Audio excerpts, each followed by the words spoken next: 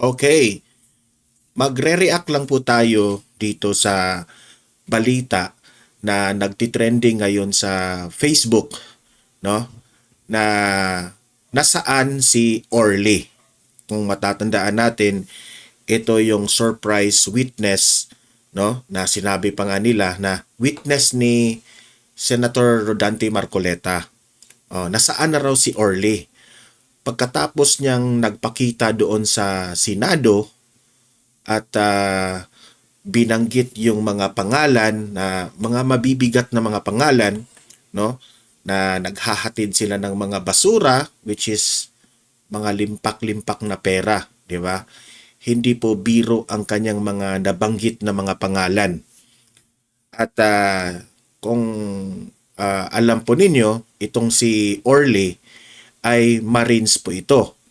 Hinahangaan pa nga siya ni Senator Bato de la Rosa, di ba? Na ayaw niyang hindi na niya kailangan ang Witness Protection Program ni DOJ Rimulya. Sabi, sobra ang tapang mo naman, di ba? Yan ang Marines. Inappreciate pa ni Senator Bato. Pagkatapos ng isiniwalat niya nga itong anomalya sa paghahatid doon ng mga pera. Tapos, grabe hindi basta-basta yun kasi kung titingnan mo sa Senado, may nabanggit pa na doon sa Malacanang pa malapit sa Malacanang, yung bahay raw ni Martin Romualdez. Basta mabanggit yung pangalang Martin Romualdez, mabigat yun. Di ba? Siyempre, nanganganib ang buhay nitong taong ito. Pagkatapos, nabanggit pa niya may pamilya pa siya, di ba? Kung hindi man siya ang piligro yung buhay, kundi piligro rin, delikado rin yung buhay ng kanyang mga pamilya, di ba? Tapos, kahapon, nag-trending po itong post nitong si Kiko Barzaga. Itong laging trending natin na idol natin itong si Representative Kiko Barzaga. Ano ang sabi niya dito? Sabi niya dito, kasi hinahanap na si Orly, kahapon hinahanap na ito, no? Nawala, hindi na raw makontak. Hindi na raw makontak. Tapos nakaabang lahat ng taong bayan doon sa programa ni Senator Marcoleta doon sa Net25 at nabanggit pa nga doon ni Marcoleta, in-explain ni Marcoleta na yung mga lumalabas sa media na witness ni Marcoleta, doon ipiniliwanag yun ni Marcoleta doon sa Net25. Tapos may usapan na may mga rumors na hindi na raw makontak itong si Orly. Nasaan na raw itong si Orly?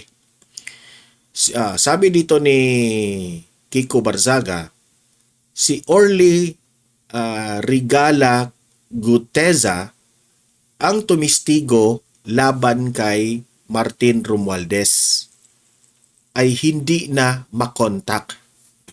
Okay? Siguro may binigay siya ng mga contact numbers ni Senator Marcoleta sa kay DOJ Rimulya siguro kasi nandoon naman siya sa Senado at sino ang nagsabi na hindi na siya makontak? Sabi pa niya dito ni Kiko Barzaga, sana hindi siya pinatahimik ng Marcos administration. Sana hindi siya napatahimik ng Marcos administration. Kasi siya ang nagsabi niya na si Kiko Barzaga.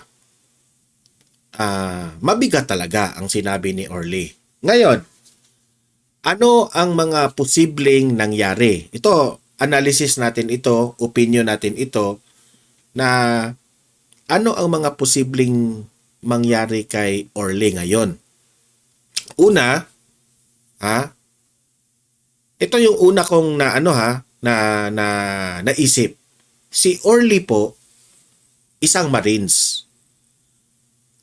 Kung matatandaan natin, hindi po basta-basta ang mga Marines, no? Hindi yan basta-basta na magtitiwala ng... Kaya una, kung mapapansin ninyo, tinanggihan niya ang Witness Protection Program. Alam niyo ba kung bakit? Alam ito eh. Alam niya ang laro ng politika. Ito lang yung analysis natin na posibleng ano. Alam niya ang laro ng politika na pag sino ang hawak ngayon sa Witness Protection Program? Si Rimulya. Okay? Sino si Rimulya? Tuta ito ni Bongbong Marcos. Sino itong si Bongbong Marcos? Pinsan lang naman ito ni Martin Romualdez. Kaya inisip ko yun eh. Kaya pala hindi ito pumayag na magpa-witness protection program. So ang ginawa niya, umiwas siya, tapos bilang isang Marines, ang pinaka trusted niya ngayon ay ang kanyang sarili. Marunong naman siyang humawak ng baril.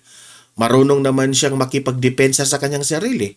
So you might as well pinili na lang niya na protektahan niya ang kanyang sarili. Hindi na siya umaasa sa iba. At by yung mga hakaka na hindi na siya makontak, siguro sinadya niya yan para sinadya niya na para sa kanyang security. Kasi kapag meron ka, alam nila yan eh, mga Marines, kapag meron kang cellphone dala, okay? Kapag meron kang cellphone na dala, once matrace ka na may cellphone kang dala, matrace yan kung saan ka. Kaya nga, kung maalala natin anong nangyari kay General Bantag, di ba? Hindi mo talaga makikita na si General Bantag, ano rin yun? Marunong rin yun. Never, duda ako dun never yun humawak ng mga cellphone o kahit man lang humiram ng cellphone na marinig ang kanyang boses. Siguro yun rin ang ginawa nitong si Orly. Okay? Na kinat na niya lahat ang yung mga telecommunications para hindi siya matrace. Kasi delikadong buhay niya eh. Di ko lang alam kung anong ginawa niya sa kanyang pamilya. Okay? Tapos, ang second scenario na pwedeng mangyari sa kanya,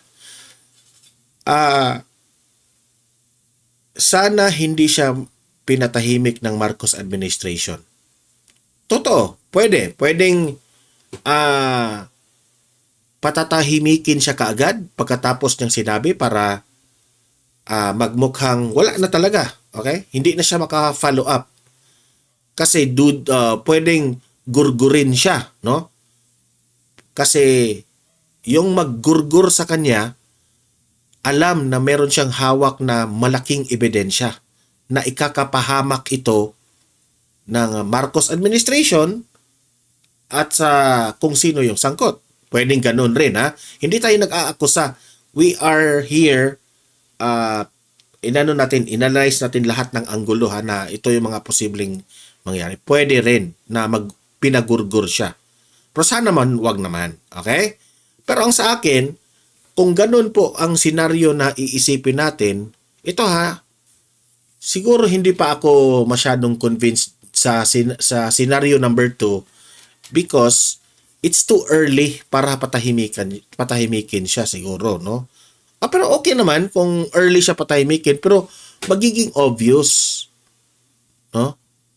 Like for example, ginurgur siya tapos tinapon siya sa kung anong lugar tapos matuklasan doon talaga bakit ginurgur no?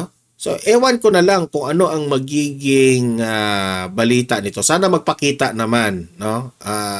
This coming Monday siguro o ganon, ganyan, whatever. Okay? So, itong scenario number 2, parang posibleng mangyari pero para sa akin, malabo pa. Malabo pa sa ngayon. Okay? At ako po'y hangang-hanga dito sa bata na ito na Gen Z na Representative Kiko Barzaga kasi prangkahan itong salita, talagang walang obstacle, tuloy-tuloy ha. Sana hindi siya pinatahimik ng Marcos admin. 'Di ba? Oh. Hihitayin na ko lang yung reaction nitong batang ito patungkol rin sa pagbitiw sa pagiging special advisor ng ICI si Mayor Magalong, no? Anong reaction niya dito? Kaya yun ha. Itong si Orly is very brave, no? Hinihintay pa naman natin ang reaction ni Senator Marcoleta patungkol dito. Okay, as of now. Okay? So, yun po ang mga developments, yun po ang ating analysis na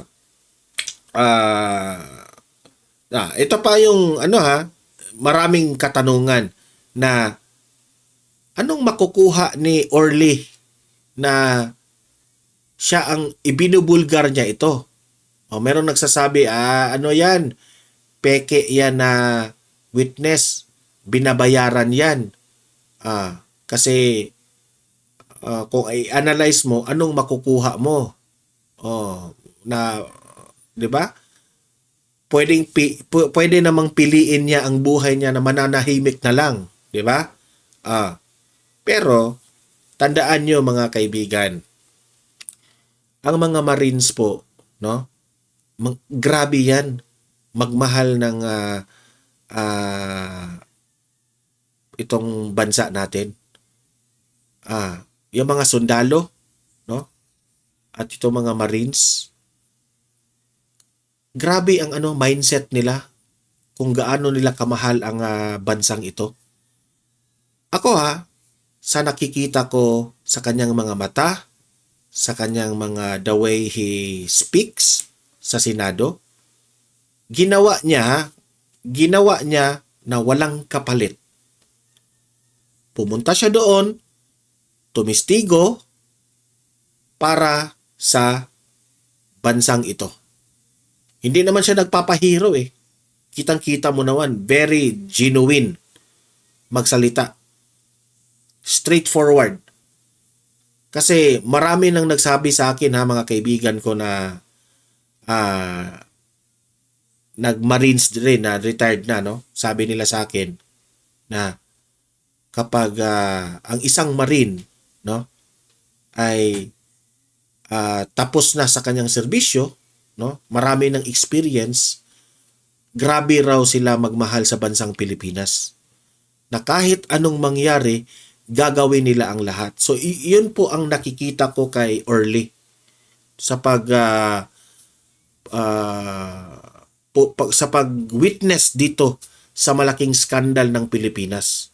Okay? Siguro ginawa niya ito para sa kasi alam naman natin galit na yung taong bayan. Okay? So ako naman we are hoping and praying na wala namang sanang masamang nangyari dito sa ni Orly. Okay? So, yun lang po. Abangan natin ang update patungkol dito at abang-abang lang kayo sa mga updates natin. Okay?